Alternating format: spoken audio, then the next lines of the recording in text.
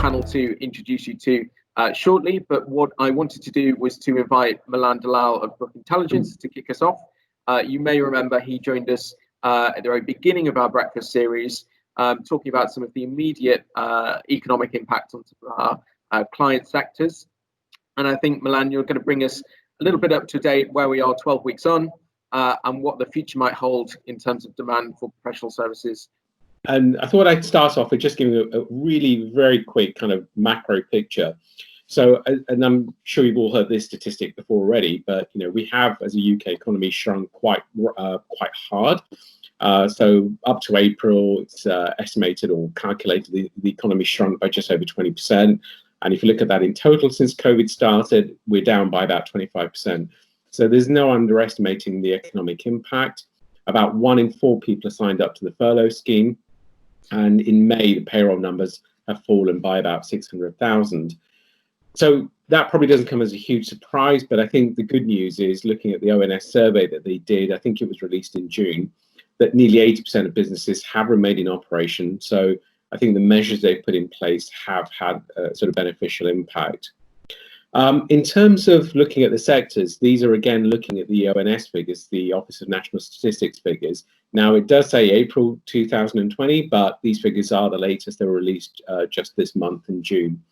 Now, it's not going to be a great surprise to you that the sectors that have been most impacted and contracted in an index measured by the ONS has been hospitality and leisure. Airlines have almost collapsed 100%. Accommodation has been down just under 90%. Food and beverages down by about 90%, and so on. Travel agencies as well.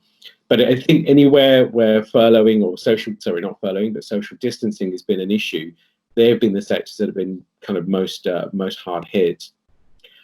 If we look at the manufacturing sector from the ONS, again, it's a similar picture. But what surprised me as well, and is the biggest sector that's been hit, is motor manufacturing.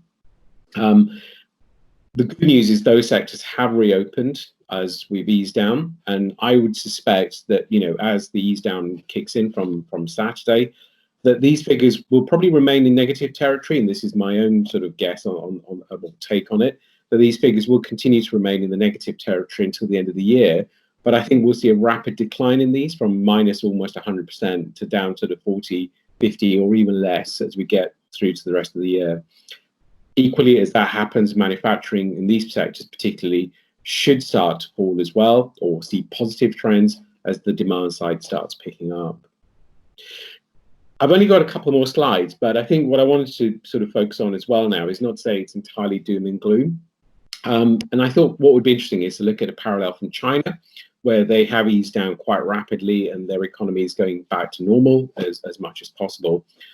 What's come through from Morgan Stanley, they did a piece of work, is in just 10 weeks from the peak of their new cases, since they've eased down, manufacturing is expanding quite fast. Property sales have rebounded. Demand for things like steel and cement, i.e. driven by construction, are starting to show recovery. The thing that most caught my eye is that production levels have experienced a sharp V-shaped recovery. Now, we do have to bear in mind that China is a huge manufacturing country, and a lot of that is export-led. So we may not see that, but what Morgan Stanley is saying is that as ease down kicks in, we should start seeing a similar pattern. Though I don't think we'll see a sharper recovery as China has.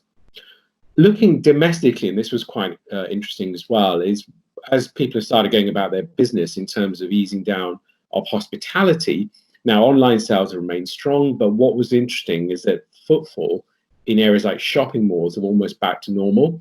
So, or back at 7% of normal levels, and restaurants have seen nearly 50 to 80% of their customers coming back. So I think there is definitely a silver lining for us if we follow a similar pattern. The big caveat is obviously any second dip of second double dip in the economy resulting from a second lockdown. So do take these kind of silver linings with a pinch of salt in as far as that goes. Finally, I thought it'd be good to look forward into 2021, and a piece of work Oxford Economics did. Again, if we look at those broad sectors, as we've seen for 2020, they've all gone into negative territory. However, the good news is Oxford Economics is predicting that all things remaining the same, we should start seeing all of these sectors going into positive territory, particularly hospitality and leisure. You can see, from their predictions, very, very strong rebounds there. in terms of accommodation, the arts, and interestingly, education. But I think the important trend line is that all of these sectors go back into positive territory from 2021, if not this year. So I think to take from this is start looking forward, start planning for recovery, start thinking of things getting back to normal and resuming your BD activities in as far as possible. What I want to do now, stay with us, Milan, I want to introduce the rest of our panel for this morning's discussion. So it gives me great pleasure to welcome Christina Blacklaws. She's been with us on a previous breakfast. You may remember her as president of the Law Society between 2018 and 19. She's now chair of the LawTech delivery panel. We've also got Mary Bonsor, who's CEO and co-founder of F-LEX, and my colleague Ben Kent, who's been sharing the presenter duties with me over the last 12 weeks with me as well. So morning to you all. I wondered, Christina, coming to you first, Milan painted a fairly mixed picture there, kind of doom and gloom, at least for the next few months and rebounding in some key areas next year. When we're thinking about the professional services sector, I guess, what are you seeing as maybe some of the opportunities coming out of this crisis? A lot of people are talking about this as a moment for, resetting, rethinking. That's the parlance that people are using. Is that reflected in, how you're thinking about the market and what you're picking up? Yeah, so in addition to what you kindly said I do, I also do a lot of advice for business. So I'm a non-executive director for four law firms. And I think what we're seeing has been such a fascinating 12 weeks, hasn't it? It's a sort of incredible experiment of our lives. But we've seen, and certainly I have witnessed, a big change in terms of the approach from business. So initially, obviously, it was emergency status. It was how do we get our people working? Certainly in the legal profession, that happened fairly quickly and without any great difficulty, actually. The second stage was really looking to, okay, well, how do we move our people back into a more normal working environment? And what I think now, and I might term the recovery stage, is firms are turning to what are the opportunities for us now? How can we leverage everything that we've learned and look to embed the positives from that? Now, that doesn't come, I would say, with any guarantees of success. So I think that for all business, all professional services, it is a really important pivotal time now to be able to really pull back and start from square one in terms of strategic thinking. And for me, one of the biggest opportunities there is to reset the parameters and to look at what is actually at the very heart of business planning, business decision making. And I'm doing a lot of work with law firms and legal businesses at the moment around purpose. So what is the meaning of their business? Because I really do think that purpose-driven businesses will be the ones to survive and thrive into the future. Mm-hmm. And can you just give us a little flavour of what you mean by that? Because, I guess coming out of the crisis into the recovery phase that you talked about, what are the things that you think firms should be focusing on to make the most of this opportunity to think differently? So I think for me, the start is the why. Why are we doing this? Why do people want to work with us? Why do people want to use us as a service? And to really get that to its highest point, actually, as a sort of central core value reset. because I think that's going to be really attractive to individuals to come and join the business, but also to clients to utilise the business.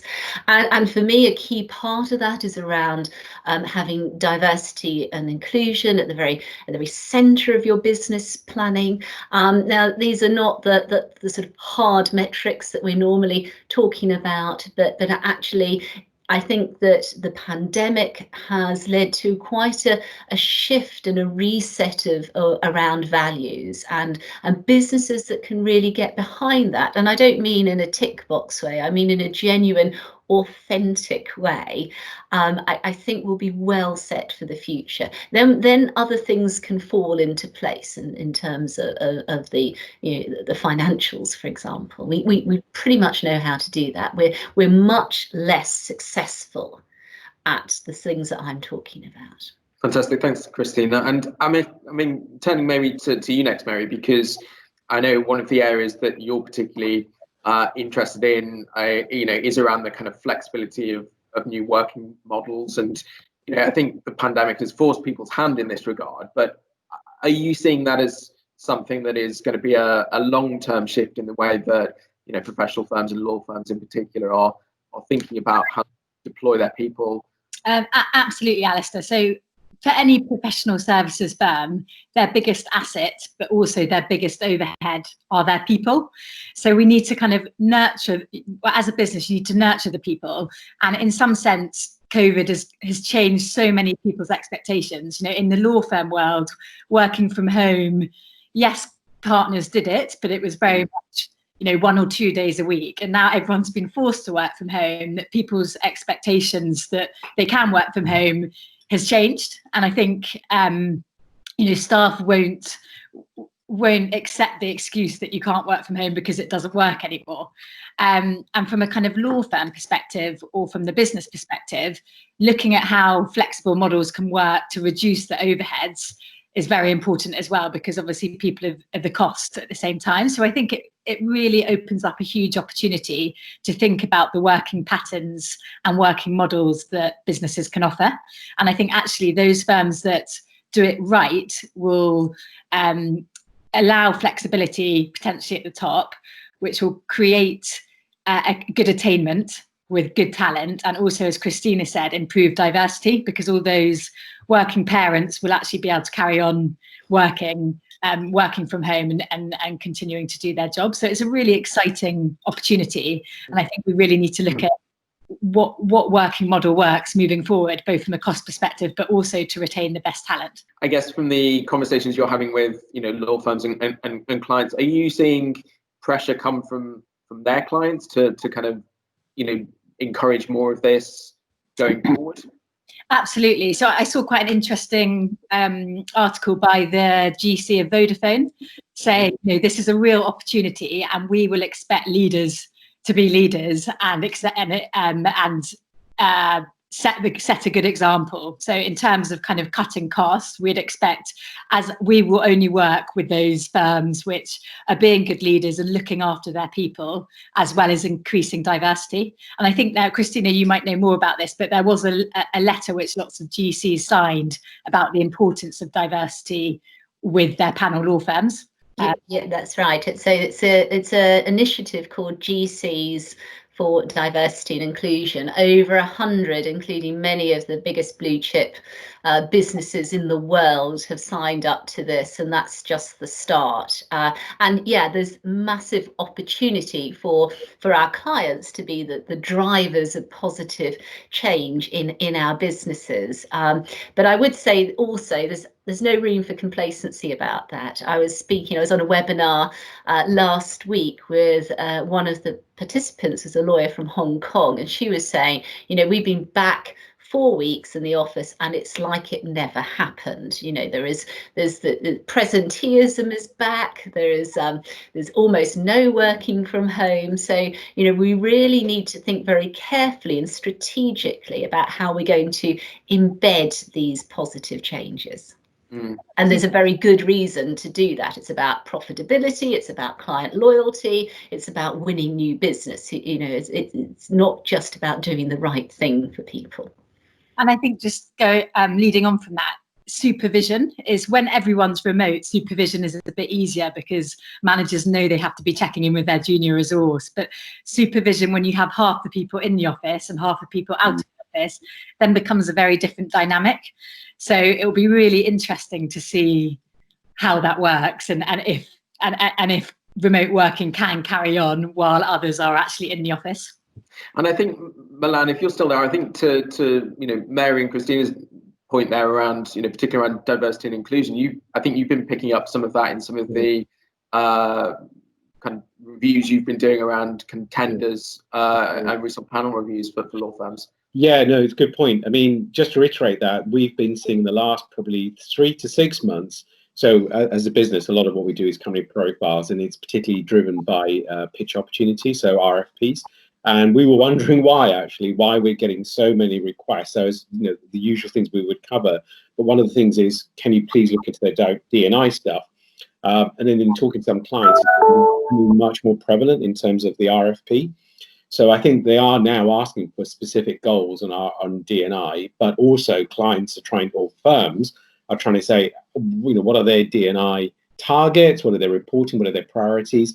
From the point of view of, can we go back and show alignment? It's very important we show that we're aligned to their D&I goals, etc. So yeah, I think that's going to go forward. I can't remember the exact statistic, and it's one I passed around, but from one of the pharma companies, it said something like, if you don't use a minimum 20% of people from ethnic backgrounds, LGBT, etc., will actually cut our fees back to you by a proportional amount. So they're now linking their fee they're paid by the amount of work done by D&I people. So yeah, it seems to be gaining a lot of traction. Okay, interesting. And Ben, I think you and I have been kind of moderating these sessions for the last 12 weeks. What has struck you from the way that the conversation has evolved over that time? I think exactly as we've been discussing, I think it's a real desire that this crisis will kind of result in the changes that pretty much everyone thinks are sort of necessary. I think around sort of diversity is one, about much more flexibility in career paths, about bringing in people who aren't just professionals, but maybe account management people, technology people, have the same status as lawyers and accountants. I think what I found particularly interesting is how the kind of pace at which professional firms are operating has suddenly, speeded up, and I really hope that we maintain that as we go into it, So I was sort of struck by Amir Hassan, for example, at Deloitte, talking about how they sort of quickly put together thought leadership programs, which was giving kind of rapid insight back to clients. And that's my real hope, as we maintain that agility and almost sort of startup mentality into the autumn. I guess it goes to what Christina was saying about the risk of the pendulum swinging back to a kind of sense of where we were before and some of those kind of bad habits. Are you seeing this, Ben, as a reset moment, or are we kind of overplaying that opportunity for change, do you think? What's your sense on where we may land on that? I think it very much depends on the kind of culture of the firm and what they were doing prior to COVID. I think it's very hard to move from a traditional firm to a agile firm. So we've been quite a lot around automation and use of technology. Those firms that had already made good preparations started piling automation. I think they can now take this as a real opportunity to say, okay, we've had a successful user case in corporate or in real estate. Now let's expand it out. So I think there's also an issue of just quite from an economic perspective is how strong are their balance sheets? Because I think it's very hard when your balance sheet is very weak to take some of these longer term views. Just looking, actually, we've had a question come in, and people have got questions. Do kind of type them in. We'll try and leave some time at the end as well. But just kind of resonates with what you were saying there, which is around the short term. I guess partner drawings model is the question. Does that frustrate some of what we've been talking about? I mean, Christina, you were talking about the importance of leadership as well. Do you think ultimately this is going to be a change for the the economics of professional firms, as well as some of the broader changes that we've been talking about as well? Yes, I think that's right. And to pick up on Ben's point about balance sheets, I think we're seeing we're seeing a growing awareness and an understanding from law firm leaders, one, that they do actually need to step up to the mark and provide leadership. Two, that they recognise that the agility that Mary was talking about is really beneficial to their business, so they need to work out how to implement that.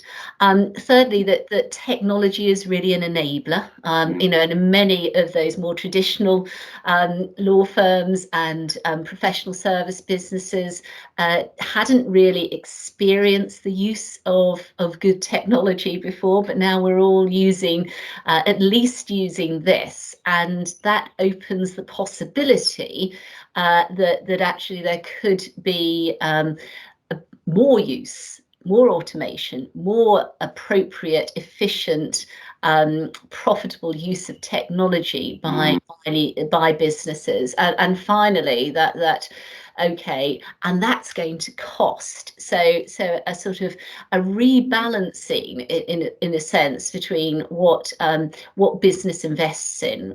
Professional services business always just invested in people. That's been the thing that we've always done. Now we need to rebalance that, because I think there is going to be a requirement and a growing awareness that this is really useful and might actually be fundamental for the business, that we invest in technological solutions. Ben, I mean, we've talked a lot about in the discussion so far about legal has been a focus, but you mentioned Deloitte as one example, but would you see that these trends are playing out across professional services more broadly, or is this very much a legal issue? No, absolutely. I think the noise around technology has probably been greatest in legal, but I think a lot of actually the accountancy firms are leading the way on a lot of this. They've been using AI in forensics for a long time, actually, and I think they've got big bucks to invest in technology, particularly the Big Four. I think the Big Four are some way ahead of the mid-tier firms. So I think it's going to be across professional services technology. And I think it's going to start with automation, and then once been automated, then I think we're going to be using the application of AI tools to do smart data analytics. Generally, where do you think are going to be the winners and losers coming out of this crisis? Because it's been a difficult 3 months, but as you said, Ben, people have adapted pretty well. But my sense is that actually the next 6 months to a year are going to be possibly even more challenging in many ways, not least because of the economic picture that Milan was talking about in terms of short-term challenge there. Ben, do you get a sense of winners and losers emerging? I think probably much like the global financial crisis, I think the larger firms, the Big Four, the Magic Circle, they've got a good portfolio. So M&A might be down at the moment. That might come back up as PEs come in and start buying up kind of quite cheap businesses. They always do well where there's kind of issues around kind of crisis and restructuring. So I think those firms are able to kind of switch focus quite quickly. Once you get into the mid-tier, I think it's going to be a very mixed picture. And I really, there's some very innovative firms that got really strong leadership, have been investing well. I would put, Pinson's is a large firm, but TLT, for example, is very advanced in using their technology. I think they'll come to the fore. Those that have underinvested in agile working and technology, I think it will be a much more difficult position. And I fear it's going to be a bit of a bloodbath in the high street. Ben, I hope we don't end on this note. The high street. But I think there are came out harsher than I intended. The businesses that have already got ahead of the game, and those who have made early and bold decisions about the shaping and potentially the resizing of their businesses will be well placed to deal with however narrow or wide the recession will be, and I think we're the jury is out on that. It's really interesting. Milan's information about China, whether we follow the same curve will be really fascinating to see. Mary, I just wanted to kind of come to you, just pick up on what Christina and Ben were saying there about the challenges and opportunities. Do you think on balance, are you optimistic about this next 6 months versus a professional services community? Yes, I am actually. I think being a founder of a startup, you've always got to take the optimistic view and see what opportunities come with the stress. One interesting point which Andy has asked is a question which is, does short-termism of partner drawings model ultimately frustrate purpose and values? And I think that's a really interesting question, because I would agree with you, Andy, and say I think it does. I think having purpose and values, which then sits against the billable hour, is quite an interesting dynamic. And one thing we are hearing from some of our clients who have offices, onshore offices, but in different cities, is that at the moment associates and partners don't want to give their work away, because they know that the billable hour is what they're measured on, and there isn't enough work at the moment to go around. So they're all clinging to the work that they've got and not sharing it or sending it to the appropriate level. And I find that quite interesting, because it potentially goes very against a law firm's purpose and values. So I think there's a little bit of a kind of contradiction where firms will be looking at their purpose and values, but does their actual structure allow for them really to go for it? And again, if partners are drawing out all the money, should they be pumping the money back in for example, technology? So I think I find that a really interesting question. And Christina, it might be interesting to get your views. I think there's always an inherent conflict of interest when it comes to a partnership model, and sometimes businesses that work well together, there's a glue in the partnership, can get over that conflict of interest, and other times they can't, and it's enormously problematic when it comes to investment into the future of the business. So Andy, I'm afraid I agree with you. There is an inherent short-termism in the way that partnerships approach business, and they don't have the flexibility of a more corporate structure. And I guess what I advise businesses to do is to build the corporate structure within the partnership, because that at least enables you to be slightly more agile and more longer term in your strategic decision making. Partnership struggle has inherent conflict, but I don't think it's, listing, for example, is not always the solution. So we've seen a number of listed law firms, for example, their share price has really been hit. DWF, for example. I think the age profile of the leadership can make a big difference.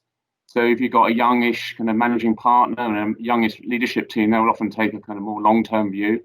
Those that are approaching retirement, it's very hard to get them to invest short-term, significantly.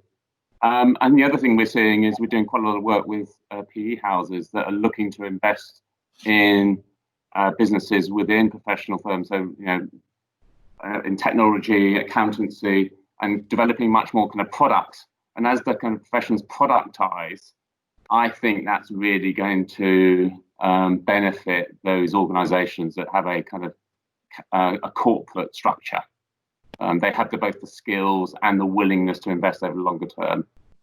Fantastic. Well, I think that's probably a good note on which to start wrapping up the conversation for this morning and for this first series of virtual breakfasts. I think just on a personal note, it's been real fascinating to see how the tenor of the conversation has changed over the last 12 weeks. I think we started off asking the question, how does our sector find a way out of this pandemic? And I think, as we've suggested this morning, actually we've been able to adapt and be pretty successful so far.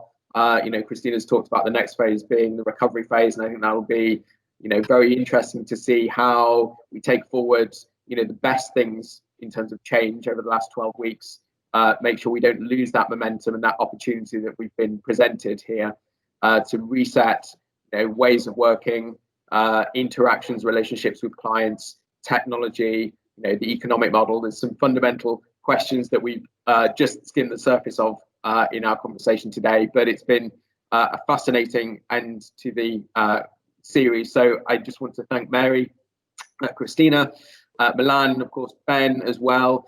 Thank you everyone for joining us.